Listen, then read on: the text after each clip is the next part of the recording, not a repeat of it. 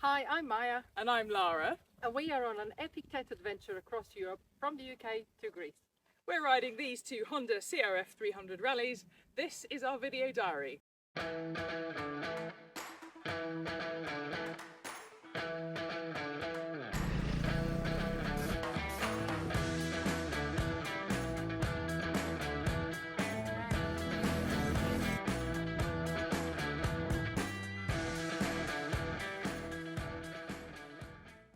Welcome to week 5 of our video diary, reporting to you from Sarajevo. Yes. From an old, well, the oldest used now, bobsleigh track that was used in the Olympics, Winter Olympics in 1984. It's a really cool place, isn't it? Yeah, really cool. Graffiti just adds another edge to it. And I have done skeleton bobsleigh, and it's really cool to kind of be on it and see what these kind of tracks are like when you're not hurtling down at stupid speeds. Yeah, it's really fantastic to see. Not for me though. I'm quite glad I don't have to experience it. When your head's rattling against the ice, when you kind of do going around this hairpin, you're like, oh God, it's wicked. It's wicked. You're just a crazy cat. I am a crazy cat, but we did have a pose next to Hello Kitty, so there was also crazy cat, but up there was also crazy dog. Oh, but the mascot of the Olympics was called Vučko, so we have recorded a little shot of that, so you get to see it as well. He's still very cool. So where do we start? I think it was the day of rest in Opatia after our, your drunken night with the Australians. Yes. We had a nice chill in the swim in the sea, chill day, just sort of got ready for the rest of the week. And then we started by going on to, the trails, which we had lots of vloggers, didn't we? Yes. That was pretty cool. Yeah, they're like doing a lot of logging basically, and there was this massive big tractor machines with massive wheels with chains on, hurtling down from the side of the mountain onto the trail, and in front of us you kind of, you're not totally shocked because you kind of hear them, but they come out of nowhere and stop you in your tracks because they'll have the right of way. Yeah, very much so. But they were pretty friendly and let us past.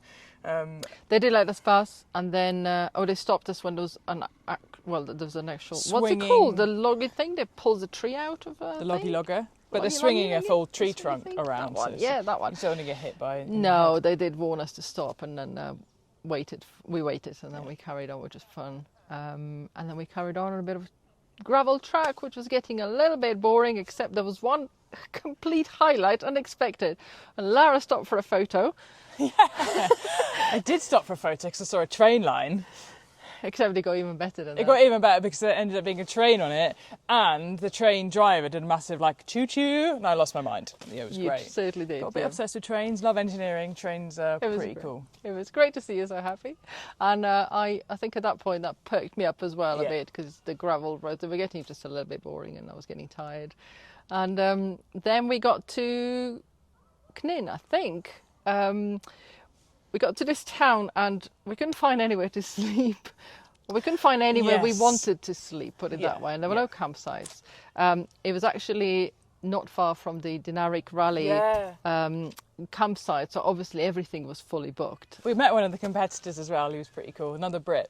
I spotted his plate, I was like, this is wicked. Yeah, that was, he was a really nice chap, and sort of gave us lots of information as well about the trails. But we happened to find a vineyard in the area. Somebody under stress and pressure just seems to sniff out vineyards, so what a shame. I mean, we suffered that one, didn't we? Found a sobi. They're all called sobies. Stayed a sobi. What Lara means is sobe, which means rooms. But, whatever works, it's fun. We stayed there for 2 nights, and we did the Velebit route, a Velebit loop of the TET, Croatia, the next day, which was starting to get a little bit more challenging, a couple of cheeky climbs. It was a cheeky climb. Yeah, it was a cheeky climb. It was fun though. I really enjoyed that. It was absolute momentum climb, and we didn't even high five at the top because we were just like, there's more to go, and it was quite intense. The first half of the day was like, it kind of felt like we earned our lunch. Yeah, which was massive. Yeah. Bream soup, was it? Bream soup. Love a bream soup. But then it was challenging for a whole different reason to get back, because there was just the most horrific downpour I've ever ridden through. Yeah. And we were in it for about an hour because we knew where we were staying, didn't want to shelter. Dry we and it just wasn't kind of, camping. just Yeah. Go. And we were lazy, so we didn't put our trousers on, just waterproof jackets, which meant that when we got back to our vineyard, we literally had water pouring out of our boots. Yes. Not just drops, there's proper water pouring out of there. So it took us a while to dry out, but it was all good. Next day, the hosts were really kind and let us stay a bit longer because the weather was still horrendous. So we waited till about noon, I think it cleared up.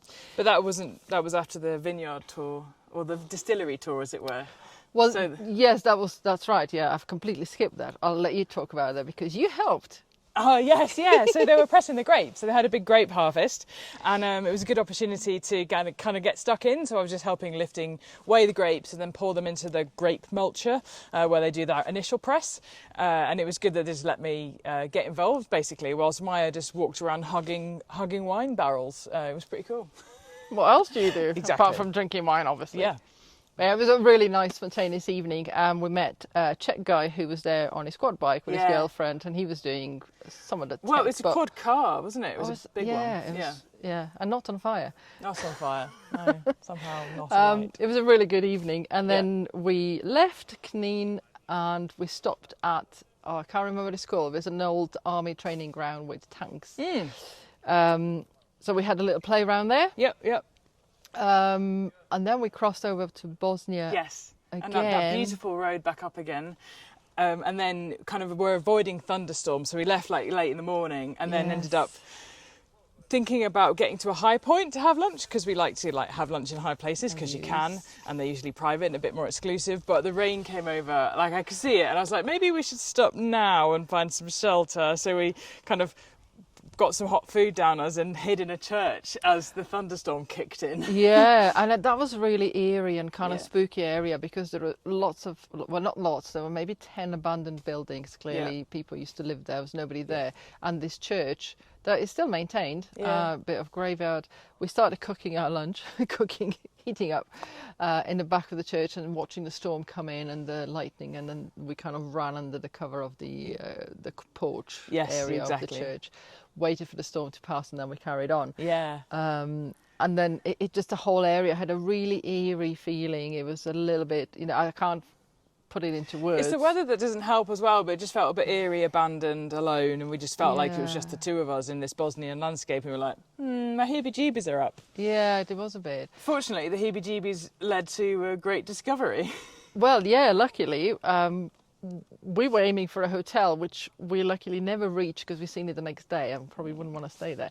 But we found a sign for log cabin and just pulled over and had a look, and it was available, and we had the best evening in Bosnia so far. Yep, so we found a Bosnian local, then went to find a Serbian who could speak really good English. And we basically had this beautiful log cabin just for us, and there were 5 or 6 people in the other log cabin. They were all workers building another one with an open fire, and the owner's wife, and they were basically open fire. They was feeding us bean soup, they were giving us beers, rakia of course, and we just had such a lovely evening. I talked him whatever my broken Bosnian I could muster. The guy that was helping us, he spoke really good English, so we could all manage to have a really nice conversation. Crazy guy. Oh, crazy guy. Hey, Slovenka. Mayo, listen to me, Mayo. He was very, very drunk. He kept calling me Mayo and Slovenka, but it was great. And then what was her name? Sanya, I think. She made us coffee in the morning and set us off on a really good day. And, that was sort of a really nice wrap up of the week. And then I showed the route to one of the old guys, and he went, no, this is wild there, bears and wolves, don't go there. Crazy bears. Obviously we went there. It's amazing how much faster you can travel through forested sections when you're scared of being mauled by a bear. Yeah. The likelihood is very, very slim, but it does keep a little bit of momentum. So we had a really good forested section of just, let's go.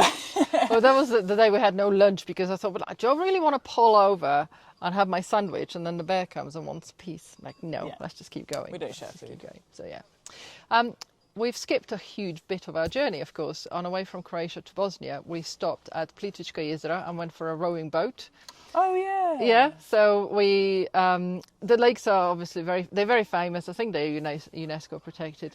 We started walking, but both of us, well, no, you had a poorly foot, so didn't fancy a 5k walk.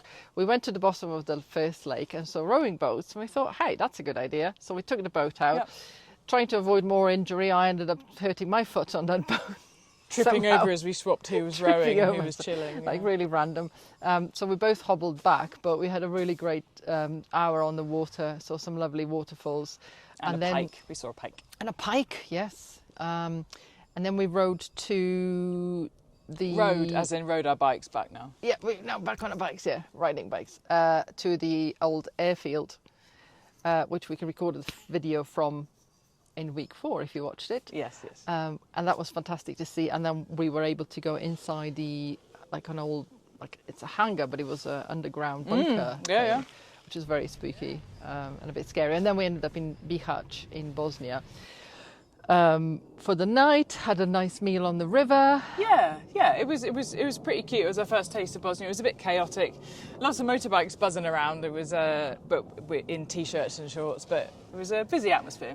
Yeah, and we quickly picked up the local traffic rules. Yeah, there are none. Just go for it. Free for all. We stayed the night in Bihać, and then we thought, rather than going back, because we don't like doing that, and finishing the Croatian TET, let's go down the border of Bosnia and Croatia and have a look at some more waterfalls. They were beautiful, weren't they? And we'll just let Google guide us through back into Croatia. Yeah. So we followed the road, and then ended up at a dead end, which was an old abandoned train station.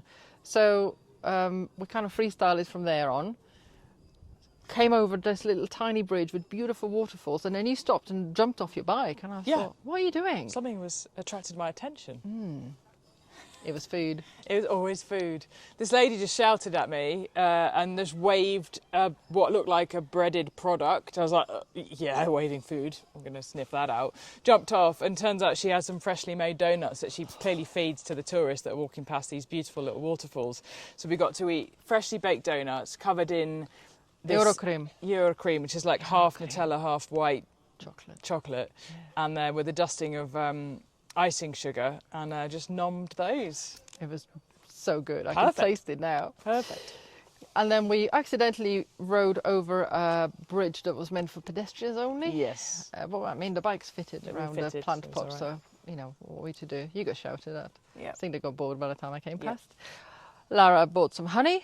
I did buy honey. And then we found a proper crossing to Croatia, which is where we found Ian, the guy that was doing the Adriatic rally, and ended up in Knin. So slightly disjointed this week, but yes. I think that's it. Have I forgotten anything? No, I think that's about it. I'm going to go and play on this bobsleigh slope. Oh, lizard and horsey. There are wild horses around here. I don't know if you can hear them clip-clopping up and down, but we should pet them. You can pet them. I'll watch. Anyway, thank you very much for watching. See you next week.